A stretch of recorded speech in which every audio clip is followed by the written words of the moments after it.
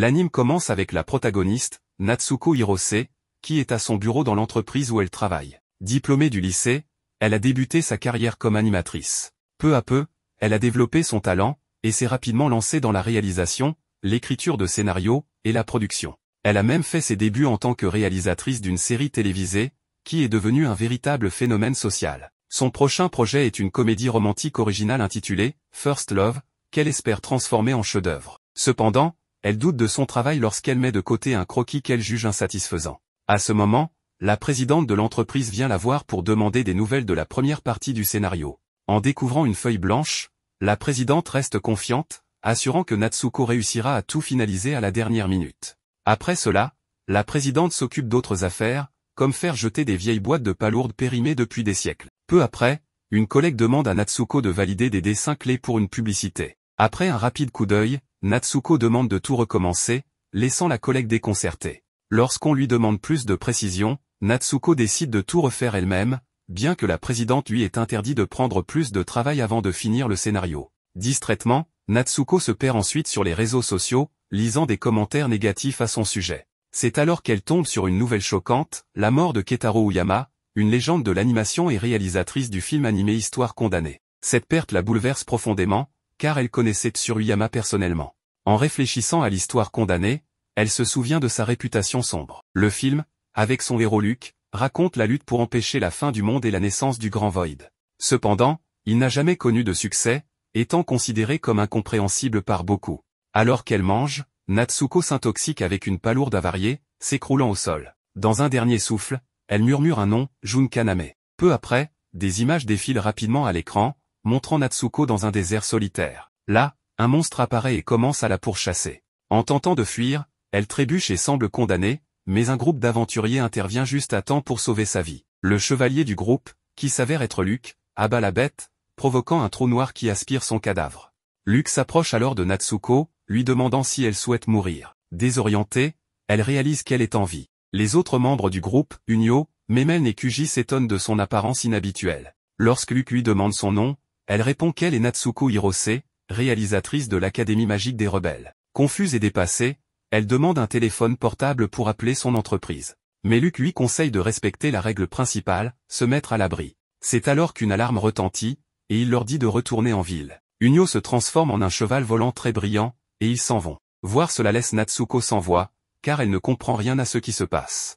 Elle n'arrive toujours pas à croire que tout cela est réel et pense même que ce qu'elle a vu avant n'était qu'une projection et qu'ils sont simplement des cosplayers. N'ayant rien d'autre à faire, elle suit la direction qu'ils ont prise pour atteindre la ville. Une fois à l'intérieur, elle se demande si cet endroit pourrait être un parc à thème. Alors qu'elle s'approche de la foule devant elle, elle entend des personnes faire une annonce. Elle reconnaît le grand homme comme étant le maire de la dernière ville et également une femme nommée Baobab. Cette dernière déclare à tous que lorsque le Void absolu apparaîtra, ce monde arrivera à sa fin. Depuis l'Antiquité, seuls ceux qui peuvent empêcher la naissance du Void absolu sauveront le monde et deviendront la lumière qui les guidera. C'est pourquoi les 9 guerriers sont leur espoir. Natsuko se souvient mot pour mot de ce discours et le répète exactement, y compris la musique, le début de la fête, les figurants qui commencent à danser, un enfant qui tombe, et les colombes qui traversent le Soul futur. En pensant à ce dernier détail, elle en conclut que ce monde est celui de l'histoire maudite. À ce moment-là, elle se place devant Luke pour lui demander s'il est bien le vrai Luke. Sa réponse la convainc qu'elle s'est réincarnée dans un autre monde,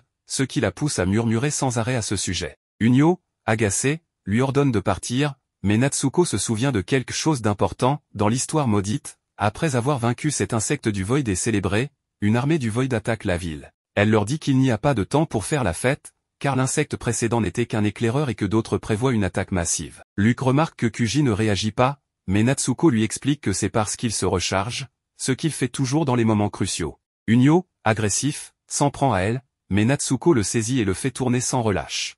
Luke intervient et avertit qu'il ne tolérera pas que l'on fasse du mal à ses compagnons. Il conseille à Natsuko de retourner à son nid. Natsuko se plaint alors qu'elle a très faim et souligne que si Luke ne peut pas sauver une personne affamée, alors il ne peut pas être considéré comme un héros. Luke découvre finalement qu'elle est humaine, car son visage est caché par ses cheveux tout le temps. Natsuko est hypnotisée par un plat délicieux, mais avant qu'elle ne puisse y goûter, Luke le lui enlève. Pour ne rien arranger, les gardes l'emmènent hors de là, poursuivant les festivités jusqu'au soir. Luke remarque ensuite que Natsuko est assise à l'écart, et tout ce que Luke fait, c'est lui montrer de manière provocante à quel point il profite de la nourriture. Cela lui permet de mieux comprendre la personnalité de Luke, et bien qu'il soit sur le point d'être attaqué, elle sait que le groupe des 9 guerriers vaincra l'ennemi. Cependant, Unyo mourra, ce qui ne semble pas la troubler. Sa mort rendra Luke encore plus désespéré, ce qui lui rappelle un autre détail de l'histoire. Peu après, une alarme annonce l'arrivée du Void. Luke tourne brièvement son regard vers Natsuko, confirmant qu'elle avait raison. Sans perdre de temps, il se dirige avec ses compagnons vers les lignes défensives de la ville. Au loin, on peut voir une armée géante d'insectes du Void. Natsuko s'approche des murailles pour observer la scène et réfléchit, si ce monde est celui de l'histoire maudite, alors il n'y a rien à faire. Memel monte sur Unyo pour attaquer les ennemis depuis les airs, tandis que Luke se lance seul contre eux. Cela rappelle à Natsuko son enfance, lorsqu'elle a vu le film de cette histoire pour la première fois. Elle est tendue, sachant ce qui va se passer. Luke est progressivement submergé par les ennemis inépuisables. Natsuko, refusant de le laisser finir mal, rassemble son courage pour lui crier de fuir. À ce moment-là, quelque chose brille sur ses vêtements, et une voix lui dit de dessiner. En vérifiant ce que c'est, elle réalise que c'est l'objet qu'elle avait pris juste avant de mourir. Cet objet était bien plus qu'une simple plume, comme elle l'avait d'abord cru. Comme on pouvait s'y attendre, Unyo enferme ses amis dans une barrière magique, puis se dirige vers l'armée ennemie pour leur faire face tout seul. Luke voit Natsuko courir vers lui, alors il lui demande de l'arrêter, sachant bien qu'il est sur le point d'utiliser un sort d'immolation. Même éloigné d'Unyo, la voix continue de lui dire de dessiner. Cela amène Natsuko à se demander ce qu'elle pourrait dessiner. La voix insiste pour qu'elle dessine, mais lorsqu'elle demande une idée, la voix lui répond que c'est à elle d'y réfléchir. Alors qu'Unyo est sur le point de terminer son sort d'immolation, Natsuko se concentre et visualise les innombrables ennemis venant de l'horizon. Après quelques secondes, elle trouve l'idée dont elle a besoin. À ce moment-là, ses cheveux se dégagent de son visage, et l'objet commence lentement à se transformer. Peu à peu, le bureau de Natsuko apparaît, avec une grande différence, lorsqu'elle est assise à sa place idéale, elle obtient un immense pouvoir spécial. Luke, ne comprenant pas ce qui se passe, regarde tandis que Natsuko, ayant l'idée gravée dans son esprit, commence à dessiner à une vitesse fulgurante, libérant ainsi son imagination. Malgré la complexité du processus, elle termine en un temps record de 42 secondes, complétant un scénario entier. Une fois terminé, elle le jette sur la table, ce qui déclenche un rayon de lumière qui s'élève vers le ciel, créant un chevalier monstrueux et gigantesque devant elle. Cette vision effraie momentanément Luke et Memel, qui ne comprennent ni ce que c'est ni son utilité. Mais Natsuko se rappelle qu'Unyo est en danger, sur le point de terminer son sort en sacrifiant sa vie pour tout le monde. Natsuko fait libérer alors une charge d'énergie destructrice depuis les yeux de sa création, anéantissant l'armée du Void de manière spectaculaire. Face à cette explosion dévastatrice, Unyo est projeté en arrière par l'onde de choc et s'écrase dans le sable, ne comprenant pas ce qui vient de se passer. Kuji informe les autres qu'Unyo est sain et sauf et que la présence du Void est maintenant à 0, ce qui signifie que tous les ennemis ont été éliminés. Luke, soulagé, se réjouit de cette victoire, mais il se dirige vers Natsuko pour lui demander qui elle est. Elle répond à nouveau qu'elle est Natsuko Hirose, mais cette fois, il veut savoir d'où elle vient et ce qu'elle est. Affaiblie, elle lui explique qu'elle vient de la réalité et qu'elle est une animatrice, avant de s'effondrer au sol, épuisée. Heureusement, Luke la rattrape à temps, constatant qu'elle s'est simplement endormie à cause de la fatigue. À ce moment-là, Unyo arrive en courant pour lui demander s'il a vu ce qu'il vient de faire. Bien que Luke n'en ait aucune idée, Unyo se vante d'avoir vaincu le Void tout seul. Mais en regardant de plus près, Unyo remarque Natsuko dans les bras de Luke et demande si cette boule de poil est humaine. Luke lui explique que c'est Natsuko Hirose, une animatrice venant du royaume de la réalité. Même en dormant, elle tient toujours l'objet transformé dans sa main. Dans la scène suivante, une courte séquence nous explique l'histoire sur l'anéantissement et son univers. Chaque pays possède une essence lumineuse appelée Soul Future. Ces essences reflètent les vies prospères et heureuses des habitants, mais les monstres appelés Void, apparus un jour, cherchent à les dévorer. S'ils parviennent à consommer les 9 Soul Futures, le grand Void apparaîtra, marquant la fin du monde. Les 9 soldats sont les meilleurs guerriers de chaque terre, chargés de stopper cette menace. Parmi eux, Luke est connu pour ses lourdes pertes, qui le marquent profondément. Alors que l'exposé touche à sa fin, Natsuko se réveille enfin après 3 jours de sommeil. Elle se trouve dans une chambre luxueuse et inconnue.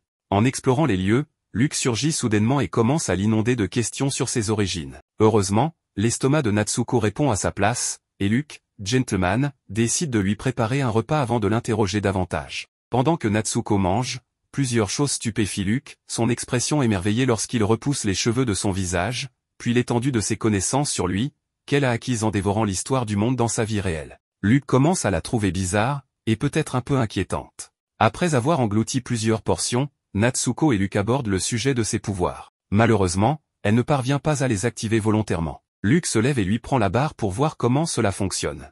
Leur conversation tourne au chaos lorsqu'elle bondit sur Luke pour récupérer sa barre à piquer qu'il avait saisie. Naturellement, Un trope classique sans suite, et les deux se retrouvent dans une position embarrassante juste au moment où Unyo entre dans la pièce. Sans tarder, Unyo plante sa corne dans le postérieur de Natsuko. Unyo surnomme immédiatement Natsuko, la tignasse, ce qui pousse cette dernière à lui lancer une tirade incompréhensible, mêlant plainte sur son monde réel et accusations étranges. Avant que cette dispute unilatérale ne s'éternise, le groupe est convoqué par le maire, qui souhaite également rencontrer Natsuko. Socialement maladroite et sans filtre, Natsuko s'extasie devant la carrure impressionnante du maire dès leur arrivée. Mais ce n'est que le début, car elle traite ensuite la prophétesse Baobab comme une attraction de zoo, au grand désarroi du groupe de Luke. Baobab, cependant, trouve cela amusant. La discussion s'oriente alors vers les origines de Natsuko, qui commence à expliquer que ce monde n'est qu'un récit fictif dessiné par des animateurs et dirigé par un réalisateur d'anime. Bien évidemment, cette révélation dépasse complètement les personnages, mais Baobab l'attribue à la bizarrerie provoquée par la destruction des Souls futurs, dont il ne reste qu'une seule. Baobab recommande que Natsuko rejoigne les 9 soldats pour protéger la dernière Soul future. Cependant, Luke montre alors son côté sexiste, affirmant qu'une femme ne peut pas être une soldate efficace. Lorsqu'on lui fait remarquer qu'il n'a aucun problème avec Mun, il esquive maladroitement la remarque. Le groupe décide de l'ignorer et passe à autre chose. Enfin, Natsuko laisse entendre que des monstres Void volants apparaîtront bientôt, mais, par pur esprit de contradiction envers Luke, elle refuse d'en dire plus. Après la réunion, Natsuko retourne dans le désert où elle est apparue pour la première fois dans ce monde et supplie désespérément Dieu de la renvoyer chez elle. Plus tard dans la soirée, froide et seule sous la pluie, Natsuko est suffisamment affamée pour mettre de côté sa fierté et retourner à l'endroit où se trouvait le groupe de Luke. Après avoir terrifié Luke et Unyo avec son apparence délabrée, elle échange des informations sur le prochain Void en échange de nourriture. Grâce à la précision de ses informations précédentes, son savoir approfondi sur Luke et ses talents de dessin, elle parvient à convaincre le héros qu'elle dit la vérité. Elle leur révèle qu'un Void volant apparaîtra dans 3 jours au Festival des Moissons à bord d'un vaisseau mer, détruisant la plupart des récoltes et condamnant la dernière ville à la famine. Lorsqu'on lui demande ses motivations, Natsuko explique qu'elle doit protéger quelque chose tant qu'elle est coincée ici. Plutôt que d'avouer qu'il s'agit de l'esprit de Luke, elle prétend que c'est la nourriture et adopte cela comme un trait de caractère central. Après réflexion, elle décide d'accepter d'être recrutée dans les 9 soldats, principalement pour profiter de la nourriture et des boissons gratuites offertes à la taverne locale. Là-bas, en savourant les plats locaux, Natsuko réalise que la tenancière, Naomi, est inspirée de son ancienne patronne dans le monde réel. Cela la pousse à se demander, pour la première fois, si elle veut vraiment retourner chez elle. 3 jours plus tard, la prédiction de Natsuko se réalise. Le vaisseau mère des Void volants apparaît à l'extérieur de la ville. Grâce à son avertissement, Luke se précipite aux abords de la ville, traînant Natsuko avec lui dans l'espoir qu'elle puisse utiliser son pouvoir. Heureusement, ses problèmes de performance disparaissent dès que Luke se lance dans une bataille suicidaire contre les Void volants. Cependant, sa barre à piquer lui annonce une contrainte, elle ne peut pas dessiner quelque chose qu'elle a déjà utilisé. Elle doit inventer quelque chose de totalement nouveau. Incapable de trouver une idée immédiatement, Natsuko regarde impuissante ses alliés se battre, sachant qu'ils ne tiendront pas longtemps. C'est alors qu'elle a un éclair de génie, trouve enfin quoi dessiner et active son pouvoir. Dans une séquence visuelle époustouflante, Natsuko commence à dessiner à une vitesse inhumaine. Alors que Luke et les autres tiennent à peine, elle termine juste à temps. Son dessin donne naissance à des dizaines, voire des centaines, de missiles à tête chercheuse qui jaillissent de sa toile. Grâce à la puissance destructrice supérieure de cette arme moderne, l'armée des Void est anéantie en quelques instants, sauvant la ville. Malheureusement, cette prouesse entraîne une fois de plus l'épuisement de Natsuko, qui s'effondre et est attrapé par Luke.